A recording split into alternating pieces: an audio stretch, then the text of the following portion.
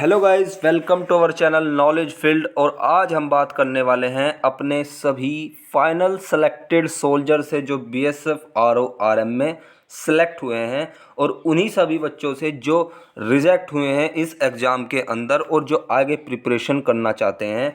सबसे पहले जो ये वीडियो है ये बनाई गई है बीएसएफ आरओ आरएम के जो फाइनली सेलेक्टेड कैंडिडेट हैं उनकी ज्वाइनिंग कब हो रही है और कब उनका लेटर पब्लिश हो रहा है।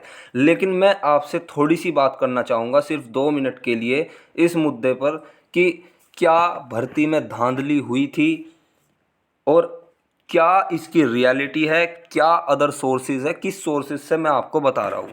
सबसे पहले एक बात सुन लीजिएगा, जितने भी यूट्यूबर है आज तक आपका पागल बनाते आए हैं कि आपका मेडिकल का एडमिट कार्ड इस दिन जारी होगा, अगले दिन जारी होगा, और 4 में से एक उनका तुक्का लग गया तो वो बोले कि हमारी जो है अंदर से सोर्सेज थी। सबसे पहले तो बता दूं, बीएसएफ के अंदर सोर्सेज तो उसकी भी नहीं है। जो हेडक्वार्टर में अंदर बैठकर आपका रिजल्ट तैयार कर रहे हैं उन्हें भी एग्जैक्ट डेट का पता नहीं कि कब वो क्या करेंगे।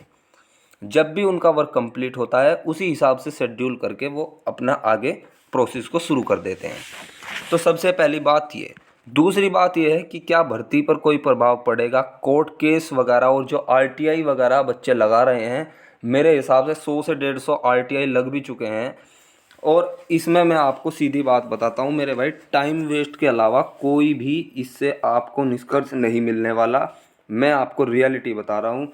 बीएसएफ की तरफ से आज तक किसी भी आरटीआई का कोई भी रिप्लाई नहीं आया है। कोई भी रिप्लाई आरटीआई का नहीं आया है बीएसएफ की तरफ से और ना ही आने वाला है। आप समय और पैसे दोनों अपने बर्बाद कर रहे हैं। और दूसरी बात है अब धांधलेबाजी की। देखिए भाई, सभी को सुनने को मिलता है कि कोई भी वैकेंसी हो उसमें थोड़ी बहुत धांधलेबाजी होती है। मैं ये नहीं कह रहा कि नहीं होती और ये भी नहीं कहता कि 100% होती ही होती है। लेकिन अगर होती है तो अगर आपके 929 बच्चे सेलेक्ट हुए हैं तो इसमें से 5 से 6 बच्चे जो बहुत ही बड़ी जैक जिनकी होगी शायद वो हो गए हों। इतना ही फ़र्क होता है। और दूसरी बात, जो ये बच्चे बोल रहे हैं कि हमारी जो है मेरिट पब्लिश नहीं की, हमें हमारे नंबर शो नहीं किए, तो बीएसएफ का तो भाई यही रूल है, वो कैसे भी कभी भी कुछ भी कर सकता है। और रही बात कोर्ट केस की, बीएसएफ एसआई हो, जो ये आपकी डायरेक्ट रिक्रूटमेंट आती हैं, ट्रेड्समैन है, अभी ट्रेड्समैन देख लेना आप। बीएसएफ की जितनी वैकेंसी आती हैं 90% वैकेंसियों पर केस होता है और उसका कोई लाभ नहीं होता सिवाय टाइम वेस्ट के। भर्तियाँ आगे चलती रहती हैं, अपना प्रोसेस स्टार्ट रखती हैं, बच्चे परेशान रहते हैं, घर से पैसा वेस्ट करते हैं। बस इतना फ़र्क आता है। आपको तसल्ली मिलती है कि कहीं ना कहीं मुझे कुछ ना कुछ मिल जाएगा, लेकिन आपको कुछ नहीं मिलने वाला। भर्ती जैसी थी पूरी हो गई और अगले महीने ज्वाइनिंग भी सबकी होने वाली है। नेक्स्ट वैकेंसी पर फोकस कीजिए और सभी की मत सुनिए जो ये कह रहे हैं कि 217 वैकेंसी है, हमारा सिलेक्शन नहीं होगा। जब हमारा 900 वैकेंसियों पर सिलेक्शन नहीं हुआ तो आरओ के अंदर 217 पर कैसे होगा। ये आपकी वैकेंसियां हैं आरओ और आरएम के अंदर। लेकिन मैं फिर से वही बात कहूँगा, जो सिलेक्शन लेने वाले बंदे हैं वो इनमें भी सिलेक्शन लेंगे। इसलिए आप अपनी अगली वैकेंसी पर फोकस कीजिए, फालतू के झंझट में मत पड़िए। अगर आप मेहनत करेंगे, मैं आपको एक सच्चाई बताता हूँ भाई, आप जो है थ्योरी में 200 में से 160 अंक प्राप्त कीजिए। मैं देखता हूँ आपको मेरिट से कौन बाहर निकालता है। भले ही सारी सीट धांधले में बिक जाए, आपको कोई निकाल ही नहीं सकता। आप 160 नंबर विदाउट डिक्टेशन ला कर दिखाइए और फिर बोलिए कि मैंने इतने मार्क्स थे। अभी तो आपने मार्क्स ही सही तरीके से नहीं जोड़े। एक बच्चा जो 200 में से 138 मार्क्स बता रहा है, उसके टेक्स्ट बुक से मिलाने पर 108 दिखाई दे रहे हैं, तो वो कैसे कह सकता है कि हमारी जो है फाइनल कट ऑफ शो की जाए, फाइनल मार्क्स शो की जाए। उसको क्या ही मिलेगा भाई। आप देख लीजिए, बच्चा डिक्टेशन में 48 मार्क्स जोड़ रहा है जबकि 48 किसी टॉपर के भी नहीं आए वहाँ पर।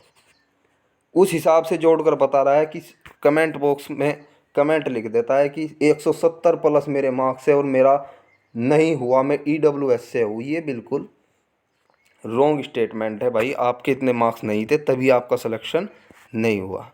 अब बात करते हैं अपने मुद्दे की। सबसे पहले एक बार फिर से कॉन्ग्रेचुलेशन अपने बीएसएफ एससी आरओ और आरएम में जो फाइनली सेलेक्ट होंगे। और अगर आप तैयारी करेंगे, मेहनत करेंगे, तो अगली बार आपका भी इस मेरिट लिस्ट में नाम होगा ज़रूर। तो सबसे पहले देखिए, मैं किसी भी सोर्स से आपको नहीं बता रहा, मैं बता रहा हूँ तो बीएसएफ के शेड्यूल के अनुसार। और बीएसएफ का जो शेड्यूल है अब तक बिल्कुल सही तरीके से चलता आया है। 4 दिन आगे पीछे हो जाते हैं, इसमें कोई इशू नहीं है, लेकिन बिल्कुल एग्जैक्ट होगा। मैं आपको बता रहा हूँ, किसी भी सोर्स के चक्कर में मत पड़िएगा। कोई फ़र्क नहीं पड़ता सोर्स से। आपने देख लिया होगा जब कॉल आई थी आपके फाइनल लिस्ट को लेकर, तो आप अगर हेडक्वार्टर में कॉल कर रहे थे तो एक बंदा बोल रहा था कि हमने कॉल नहीं किया, दूसरा बंदा बोल रहा था हाँ हमने कॉल किया और सबको कर दिया, जिनके आने थे आ गए, तीसरा बंदा बोल रहा था शाम तक लिस्ट आ जाएगी, देख लेना अपने आप। भाई एक भी पॉइंट वैलिड तो नहीं रहा ना। इसलिए मैं आपको बताता हूँ कि अंदर वालों को भी कुछ अच्छे से नहीं पता होता कि डेट क्या है। हाँ इतना है कि शेड्यूल सब बता देते हैं।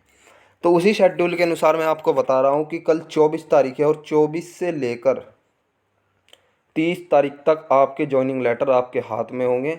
और 15 तारीख से 30 तारीख तक आप सब अपनी जॉइनिंग पर होंगे, ट्रेनिंग करते हुए दिखाई देंगे।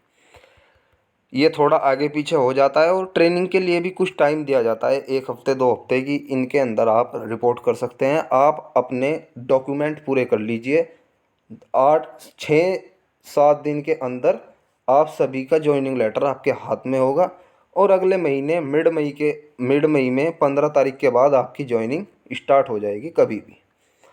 तो वीडियो अच्छी लगी तो सब्सक्राइब ज़रूर करना, और बात में दम लगा हो तो कमेंट में नीचे ज़रूर लिख देना, और चैनल को सब्सक्राइब करना। जय हिंद मेरे भाइयों, और अगेन कॉन्ग्रेचुलेशन जिनका सिलेक्शन हुआ है।